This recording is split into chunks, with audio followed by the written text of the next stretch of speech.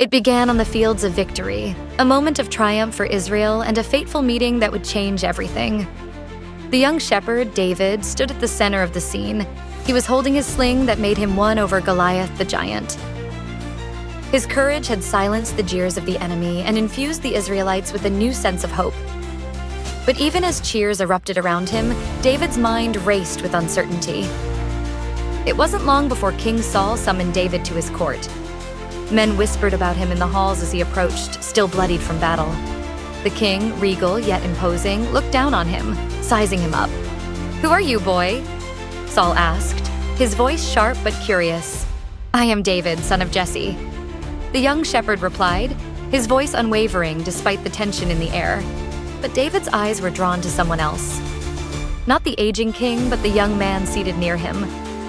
Jonathan, Saul's son. There was something about Jonathan. A quiet strength, an air of nobility that didn't intimidate but inspired. When Saul dismissed him, Jonathan approached quickly, unable to resist speaking to him. What began as a simple word of congratulations became something deeper.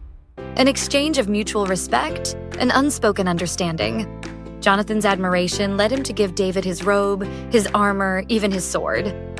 A symbolic gesture that carried profound weight.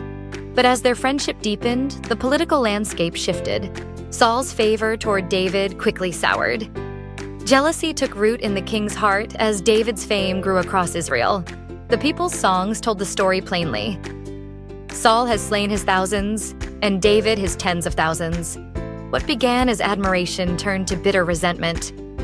Saul eyed David with suspicion, his mind haunted by thoughts of betrayal and usurpation. It was no longer safe for David. Saul's anger burned so fiercely that he attempted to kill him. Twice. Jonathan was caught in the middle, torn between loyalty to his father and his love for his friend. But Jonathan knew where his loyalty truly lay. David's innocence was unquestionable, and God's hand was clearly upon him. One night, Jonathan sneaked away from the palace and found David hiding in the wilderness, his face pallid from worry and exhaustion. "You can't stay here," Jonathan whispered fiercely, his eyes searching the dark forest for signs of danger. "My father's wrath is growing. You need to go now." David's expression was weary, but his voice was steady when he replied, "Jonathan, I cannot run forever. I've done nothing to harm your father. Why does he seek my life?" Jonathan sighed heavily, feeling the weight of his father's anger pressing against him. "I've tried to reason with him, but his heart is hardened. He's afraid of you, David. He sees your loyalty as a threat. But you are no threat to me, my brother. I swear to you, if my father ever means to harm you again, I'll warn you." Quiet fell between them before Jonathan spoke again, his voice softer now, almost pleading. "Remember me," he said, gripping David's hand tightly. "If this grows worse, if you take the throne someday, promise me you'll show kindness to my family, no matter what happens." David nodded solemnly. "I promise, Jonathan. As long as I live, I will honor your family. You have my word." It was a quiet oath made in the shadow of the trees, but to David it was more than a promise. It was sacred.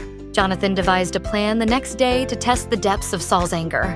At a feast, Jonathan observed his father closely, deliberately bringing up David's name and requesting he be spared.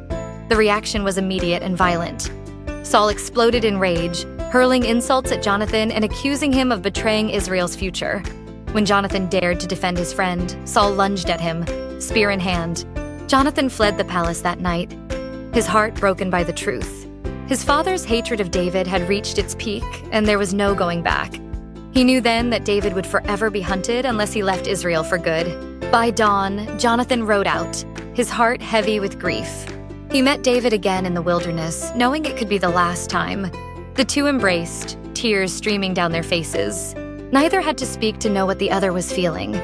Sorrow for the path ahead, gratitude for the moments they had shared, and an ache for the friendship they'd been blessed with. "You must go now," Jonathan said, barely able to hold his voice steady. "May the Lord be with you, David, as he has been with you thus far. Remember our covenant. Remember my family." David nodded, his voice breaking as he replied, "I will remember." The wilderness stood vast and silent, a testament to the bond forged in friendship and faith. As Jonathan and David parted ways, "May the Lord protect you, Jonathan, and bless you always." As David disappeared into the wilderness, Jonathan watched the spot where his friend had vanished, whispering a prayer for his safety. Years passed, and David became the king Saul had so feared. Yet he never forgot the covenant he had made with Jonathan that day in the forest. Time could not erase the bond between them, nor its sacred promise. Even after Jonathan's death, a tragedy and battle that shook David to his core, he honored that vow. David sought out Jonathan's surviving son, Mephibosheth, who had been forgotten and left in obscurity. Instead of dismissing him as unimportant, David welcomed him to his table, treating him as family. Every meal they shared was a testament to the bond forged in friendship and faith.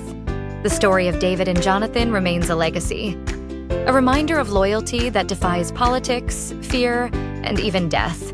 It's a story of two souls knit together by God's hand, showing us all the power of sacrificial love.